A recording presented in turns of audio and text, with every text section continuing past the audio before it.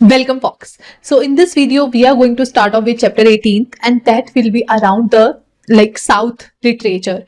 So, we are going to discuss something about the South right now because until now we had discussed more about North India. Now is the time to move our gaze towards South India and understand South Indian history in the better sense. And I want your full focus to be here in this particular video because in the first place, what I had found is like people are more interested toward North Indian history, and up to the time the South Indian history gets started, people actually feel somewhere like a lot of overwhelming and all those things, because of which they just lose their interest in the ancient history part. So I want your full focus to be there in this particular video and up to this video till the last chapter, because I want you to understand how important Southern history is. And what I had personally felt is we are more inclined toward understanding North Indian history, but somewhere we are very poor when it comes toward the South Indian part. And let me tell you guys, we are Indians and we do need to know history of India as such. It's not about North and South, so we have to know a lot of things about South India, because somewhere if you are someone from North India, you yourself is lacking in understanding a lot of things about South India. So let's try to understand the gems of South India from this particular video. So let's get started, and please be very much focused on the video. So let's get started, guys. So guys, what is the name of chapter? The name is The Dawn of History in Deep South.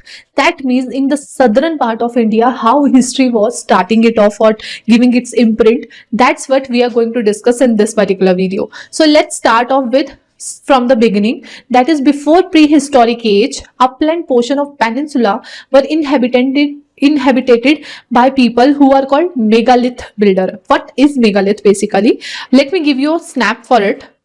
So guys, basically these are the some of photos of megaliths. Basically what are these कि जिस तरह से ये stone की हम लोग layout बना लें किसी किसी फॉर्म में, तो वो उन्हें हम मेगालिथ्स बोलते हैं. जैसे ये सब एग्जांपल्स हैं मेगालिथ्स के. सी कि किस तरह से मेगालिथ की फॉर्म में इन्होंने इसे स्टोन्स के कुछ ना कुछ चीजें बना ली. जैसे हम लोग बचपन में घर घर खेलते हैं ना, तो उस तरीके से हम लोग घर में कुछ कुछ जोड़ के ऊपर कुछ भी बना के चद्दर डाल के वी मेक अ होम. तो उस तरीके से they make a stone like elements from they use stone for that. So basically these are called megaliths. For example this. So इससे क्या होता था, like in southern India we get imprints of megaliths a lot. So basically इनसे क्या होता था, that shows कि people इस particular area के around मिलते थे. हो सकता है कि it's not sure कि वो मेगालिथ जो बने होंगे वो इसलिए बने होंगे कि that people get joined और वहाँ पे बैठ के सिर्फ वो भक्ति करते हो, वहाँ पे कुछ मंदिर sort of thing हो. ऐसा जरूरी नहीं है. There is high probability कि वो religion के point of view से इतना नहीं था. That megaliths were basically about how to just get connected with each other. जैसे कुछ assemblies की form में हुआ. और वो अगर हम साउथ इंडिया की बात करें तो वहां पे हमें बहुत सारे एग्जांपल्स मिलते हैं मेगालिथ्स के. उसमें मेगालिथ्स है बहुत डिफरेंट फॉर्म में, जैसे कुछ हमें अम्ब्रेला वगैरह की फॉर्म में बने हुए मिल जाएंगे. तो ये सब मेगालिथ्स हमें मिलते हैं from the southern part of our country. So graves are called megaliths because they contain not only. अच्छा, अब ये तो हो गया जो हमने एक तरह से हमने बना लिया स्टोन्स की मदद से कुछ भी एक different sort of architecture type का. कुछ हमें ग्रेव्स में वो भी हमने पढ़ा था, अगर आपको याद हो मेगालिथ्स के बारे में. तो वहां पे क्या है कि उसमें क्या था मेगालिथ्स में कि बॉडी को नीचे इनग्रेव किया जाता था, दफनाया जाता था और उसके साथ बहुत सारी चीजें रखी जाती थी. अगर आपको याद हो हमने शुरू में पढ़ा था वो. So because they contain not only skeleton of people वहां से नहीं मिले, बट उसके साथ साथ पोट्री मिली जिसमें डिफरेंट ऑब्जेक्ट्स मिले थे. और हमने देखा था जब स्टोन एज स्टार्ट हुआ था तब वहां पे हमें जो वेसल्स थे उनके अंदर आयरन इक्विपमेंट्स या ऑब्जेक्ट्स भी मिलने शुरू हो गए थे. पहले जब डोमेस्टिकेशन होता था एनिमल्स का, डॉग्स का, तो हमें डॉग्स मिले थे. तो इस तरह हमें डिफरेंट सॉर्ट ऑफ इंफॉर्मेशन मिलती है मेगालिथ से. So tools not related to agriculture much but meant for fighting and hunting. Thus they were practicing they were not practicing advanced type of agriculture. कि जो साउथ से उन्हें megaliths में जो मिले हैं इक्विपमेंट्स, उससे ये क्लियर होता है कि people were जो इंस्ट्रूमेंट्स मिले हैं, आयरन के ऑब्जेक्ट्स मिले हैं, that were not inclined toward agriculture thing, that were also into the form of जो फाइटिंग और हंटिंग की फॉर्म में हमें चाहिए होंगे, जो इंस्ट्रूमेंट्स चाहिए होंगे उस फॉर्म में वो चीजें मिली है. सो दैट शोज कि जो सदर्न पार्ट के लोग थे that were not into that many activities of कि हमें एग्रीकल्चर करना है. they were more into that thing. So concentration in eastern Andhra and Tamil Nadu. अगर हम शुरू से हिस्ट्री की बात करें तो जो हमें ज्यादा कंसंट्रेशन मिला है प्रूफ्स का, उन सबके बेसिस पे हम ये बोल सकते हैं आंध्रा और तमिलनाडु की में ही ये सारी चीजें हमें ज्यादा मिलती हैं. एंड अगर हम लोग अशोकन इंस्क्रिप्शन से अपने कुछ इम्प्रिंट्स उठाएं तो in Ashokan inscription like Cholas, Pandyas and Kerala putra, जिन्हें हम चेरास बोलते हैं, राइट। वैसे भी अगर हमसे कोई साउथ इंडिया की हिस्ट्री के बारे में पूछे, हमें यही 3-4 चीजें ही पता होती है, चोला, पांड्यास और चेरास के बारे में। So Chola, Pandyas and Cheras mentioned in Ashokan inscriptions were probably in late megalithic phase of material culture in southern districts of Tamil Nadu. Buried skeletons of dead in Urus, वो हमने शुरू में भी देखा था, राइट, कि साउथ इंडिया में जो हमें बरिड स्केल्टन्स मिलते हैं वो उसकी फॉर्म में, मतलब पोट्री टाइप की फॉर्म में, जैसे उसके अंदर रखे हुए मिले हैं। So cultural and economic contact between north and deep south known as Tamizhakam became extremely important from 4th century BC.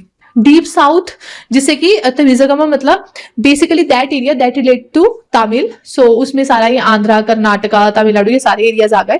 तो ये जो इकोनॉमिक कंटेक्ट और कल्चरल कंटेक्ट हुआ था इनके बीच में, क्योंकि जब हम हिस्ट्री पढ़ते हैं तमिल की या फिर जब हम हिस्ट्री पढ़ते हैं डीप साउथ की, तब हम देखते हैं कि जो रूलर्स थे वो हिमालयन वहां पे भी गए थे। चेराज मतलब जो केरला के रूलर्स थे, वो जो एक्सपीडिशन है उस पे हिमालयस की तरफ, नॉर्थ की तरफ भी गए थे। तो वहां पे भी ऐसा बताया जाता है कि वहां पे उन्होंने कुछ किसी किंग को हरा के, वहां से जब वो पत्नी कल्ट बना था, तो उनकी जो इमेज बनी थी उसके लिए वो जो स्टोन था वो वहां से लाए थे। तो ये उस समय में 4th सेंचुरी बीसी से ये कंटेक्स्ट बहुत इंप्रूवमेंट से आगे बढ़ रहे थे। तो southern India of Indian peninsula situated south of Krishna river was divided into 3 kingdoms, और वो 3 किंगडम्स कौन से थे? Cholas, Pandyas and Cheras. And let me draw it for you. So basically what we are talking here is कि अगर हम ये साउथ इंडिया की बात कर रहे हैं, सो अगर हम साउथ इंडिया की बात करें तो यहाँ पे है चोलास, हेयर आर केरला की तरफ है ये चेरास, और ये है पांड्यास। पहले तो यही अपने माइंड में क्लियर कर लीजिए, यह है चोलास, यह है पांड्यास और यह है चेरास। अब देखो, अगर आप बोलो कि चोलास के बारे में मुझे नहीं पता कौन से एरिया में है, कब से कब तक थे, तो वो हम लोग आगे डिस्कस करेंगे, but right now it's more about the introduction part. तो ये एरियाज थे, और ये हमने कौन सा एरिया देखा था, अगर आपको याद हो, डेक्कन, राइट। सो ये है दूसरा एरिया, राइट। सो इस एरिया के बारे में अभी हम डिस्कस कर रहे हैं। So southern end of Indian peninsula हमने देख लिया। देन अब हम पांड्यास और चोलास के बारे में देखते हैं। जो अगर हम पांड्यास की बात करें तो ये मेगास्थीन की हमें फर्स्टली वहां से हमें इनका मेंशन मिलता है कि किंगडम के था पांड्यास का, यहाँ पे बहुत सारे पर्ल्स मिलते थे और यहाँ पे वुमेन भी रूल करती थी। देखिए ये जरूर याद रखिएगा, पांड्यास के केस में वुमेन भी रूलर रही है। Included modern district of Tirunelveli, Kanyakumari, और इनकी जो कैपिटल थी वही मदुरई थी। तो ये आपको याद रखना है पांड्यास के बारे में कि यहाँ पे पर्ल्स मिलते थे। Pandya king perform Vedic sacrifices in early centuries of Christian era, so these were Pandyas, right. So then come Cholas. अगर हम चोलास की बात करें, then called Cholas called Chola Mandalam, situated north east of territory of Pandyas. अब सी, नॉर्थ पांड्यास की नॉर्थ कौन सा हो गया, ऊपर, ईस्ट कौन सा है, this one. So the Cholas were situated north east of the territory of Pandyas. Their chief center of political power lay at Uriyur, place famous for cotton trade. They maintained efficient navy. अब देखो, अगर हम चोलास की बात करें तो इनके बारे में हम क्या बोल रहे हैं, कॉटन, और अगर हम पांड्यास की बात करें तो इनके बारे में हम क्या बोल रहे हैं, पर्ल, राइट। यहां से आप याद रख सकते हैं। अब वैसे भी सी कॉटन, पांड्यास और पर्ल पी, ठीक है। तो ये हो गया चोलास के बारे में। Then comes Cheras. अगर हम चेरा की बात करें तो वो हमने पहले देख लिया, केरला से रिलेटेड है। तो चेरा और Kerala country was situated to west and north of land of Pandyas, covered portion of both Kerala and Tamil Nadu. ये है चेरास, राइट। अगर हम चेरास की बात करें तो अभी हम आगे भी डिस्कस करेंगे चेरास के बारे में, मतलब संगम लिटरेचर के बारे में, पर अभी के लिए आप ये समझिए, अगर चेरास के हम रूलर्स की बात कर रहे हैं तो उनमें से एक रूलर रहे हैं, उनका नाम है सेंगुटुवन, चेरन सेंगुटुवन। अब इनका क्या था, हम लोग आगे देखेंगे, संगम लिटरेचर में आएगा। तो एक स्टोरी आती है शिलापतिगरम की, उस स्टोरी में एक हीरोइन है और एक हीरो है। तो उस स्टोरी में क्या होता है, चेरन सेनगुटवम ने क्या करा था, इन्होंने पत्नी कल्ट शुरू करा था। एंड मतलब इनका और इनकी ही बात हो रही थी कि इन्होंने जो पत्नी कल्ट शुरू किया था उसके लिए जो इन्होंने इमेज बनाया था, उसके लिए जो स्टोन था उसे लेने के लिए ये नदरन एक्सपीडिशन पे गए थे और ये हिमालयस में से वो स्टोन लाए थे। सो these were Cheras. So we had understood about Cholas, Pandyas and Cheras, and अगर हम चोलास की बात करें तो चोलास में एक किंग हुए हैं, चोला किंग, राइट, चोला किंग हुए हैं, उनका नाम है करिकला। अब ये करिकला की स्पेशलिटी क्या है, करिकला के साथ जब फाइटिंग के लिए इनसे वॉर हुई थी तो इनसे वॉर करने में ये चोला किंग से पांड्यास, चेरास और जो फ्यूडल माइनॉरिटी, मतलब जो फ्यूडल लॉर्ड्स थे, 10 फ्यूडल लॉर्ड्स थे, वो सबने मिलके इन पे हमला किया था और फिर भी ये करिकला जीत गए थे। तो that was the brilliance of that king.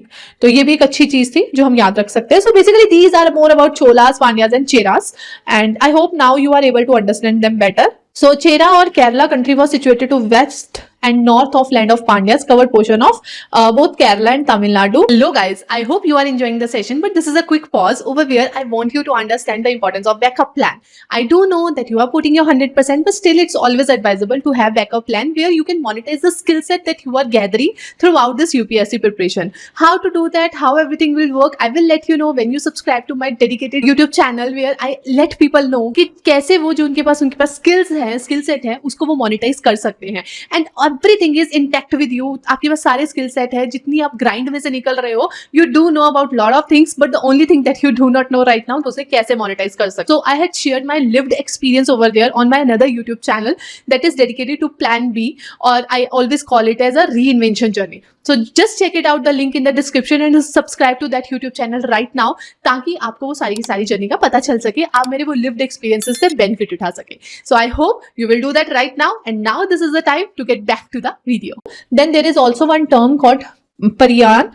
So basically whom were they? They were agriculture laborer who also worked in animal skins and used them as like drum beaters. मैंने जितना सर्च किया उसमें ये भी आया है। So they were Paryans, and then comes Sangam was college। और अब बात आती है लिटरेचर की। जैसे हमने नॉर्थ इंडिया में जब लिटरेचर डिस्कस किया था, that were more about Vedas and all, right. तो अगर हम यहाँ साउथ इंडिया के लिटरेचर की बात कर रहे हैं तो वो है Sangam literature. Sangam literature is known as secular literature. Sangam literature में भी क्या हुआ था, it's Sangam basically means collection of people. So जैसे असेंबलीज एंड ऑल बोल लेंगे ना, तो वैसे ही संगम जो लिटरेचर था ये अंडर रॉयल पेट्रोनेज इन्हें रखा जाता था। ये एक तरह से असेंबलीज होती थी जिसमें पोइट्स वगैरह आते थे, and they contributed and made their version of thing.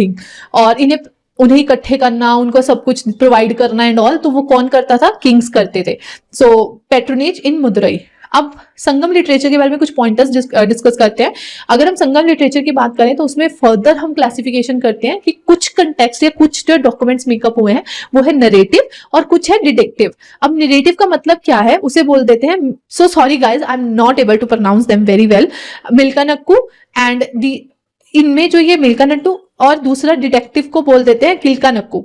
So basically इसमें क्या है, जो नरेटिव टेक्स्ट है उसमें बेसिकली लव स्टोरीज या जो किंग्स हैं उनके वेलर की स्टोरीज, ये सब कुछ हमें मिलेगी। और जो डिटेक्टिव हमें टेक्स्ट मिलता है उसमें प्रीचिंग्स एंड ऑल है, मतलब कि तुम्हें इस तरह से करना चाहिए, मतलब कुछ ना कुछ नटशेल में वैल्यू निकल के आता है। These are called detective. और जो बेसिकली सिर्फ स्टोरीज की फॉर्म में, जैसे लव स्टोरीज और वेलर की, मतलब किंग्स का जो एक जो एक्सपीडिशंस रहे, उनकी बहादुरी के किस्से, वो सब कुछ हमें नरेटिव्स में मिलता है। सो संगम लिटरेचर को हम इन फर्दर 2 टाइप्स में डिवाइड कर सकते हैं। अब आगे बढ़ने से पहले I want to discuss more about some Sangam, like little bit about Sangam literature. So let's discuss Sangam literature little bit in the depth.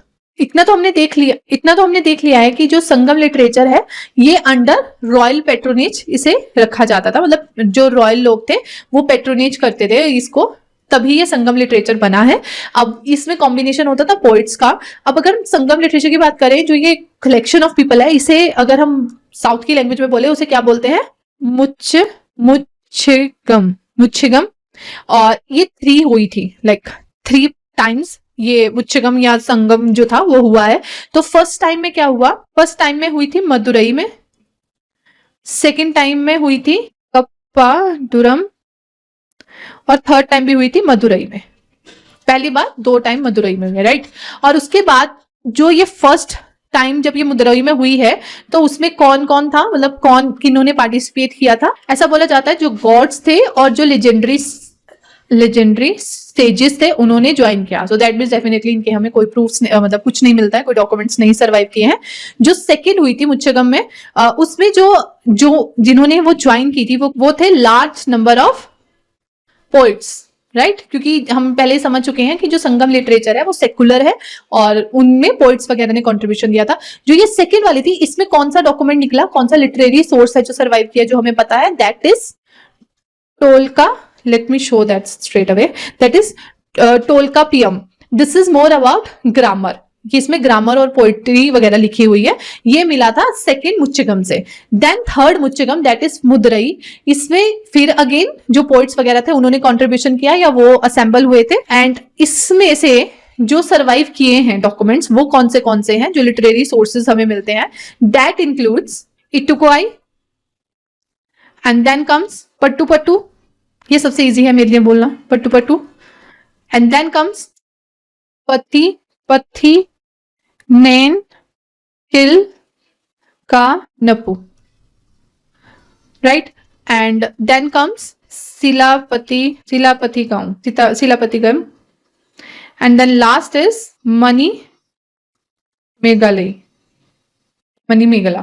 तो ये बेसिक सर्वाइवल है, राइट। ये सब चीजें हमें थोड़ी सी पता होनी चाहिए, although we are not going into depth of all those things, but हाँ ये चीजें हमें जरूर पता होनी चाहिए कि जब हम संगम लिटरेचर की बात कर रहे हैं, हम लोग हमेशा बोल देते हैं पोइट्स वगैरह ने ये सब कुछ एज अ असेंबली ये सब कुछ डिस्कवर हुआ या इन सब चीजों के ऊपर ये पूरी सारी चीजें बनी, डॉक्यूमेंट्स बने। तो बेसिकली संगम लिटरेचर में मुच्चगम हुई थी, जो मतलब जो असेंबलीज हुई थी वो बेसिकली 3 हुई थी, जिसमें से जो सेकंड थी उसमें जो ग्रामर वाला है वो निकल गया, और थर्ड वाली जो थी उसमें ये बाकी डॉक्यूमेंट्स इटोकोई वगैरह सब कुछ निकला था, राइट।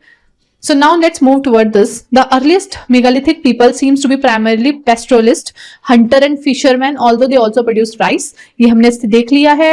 और ये टोलकापियम ये भी हमने देख लिया, that deals with grammar, जो second मुच्चगम हुई थी उसमें निकला था, right. So that was the starting of और अंडरस्टैंडिंग ऑफ डीप साउथ में जो हिस्ट्री चल रही थी। We just wanted to get to know more about all those things. अभी इसके बारे में जब हम एडवांस कोर्सेज में जाएंगे तब हम और अच्छे से इन्हीं चीजों को समझेंगे, but right now from the context of NCERT these are the pointers that we need to understand right now. So I hope you get to know about the Sangam literature, about the South Indian history little bit from this particular video, and later on we are going into the depth of all those topics in the coming sections. Hey guys, we are almost there to end this video. So here is a quick reminder, if you had not subscribed to my another YouTube channel, then do that right now and have a credible backup plan ideas that actually work, and I'm with live proof in front of you that these plans had worked. So subscribe to that because I don't want you to end out or miss out on the opportunity that is in front of you. So now let's get back to the video where we will end this topic, but before that do subscribe to the channel by clicking on the link given in the description below. So guys, that was it for this particular video. I hope you get a lot of value out of this video. You got understanding of the South Indian history. So that was it for this, and we will discuss more about later on topics from the next video, but please don't forget to write summary in the comment box below, because right now whatever you are reading, this may seem nice to your ears, but when it comes to absorption part, you have to write it to understand and absorb all the information that's provided, right? So that was it for this particular video. I will see you in the next video. Till then, bye bye guys, and don't forget to write your summary in the comment box below. Thank you guys, see you in the next video.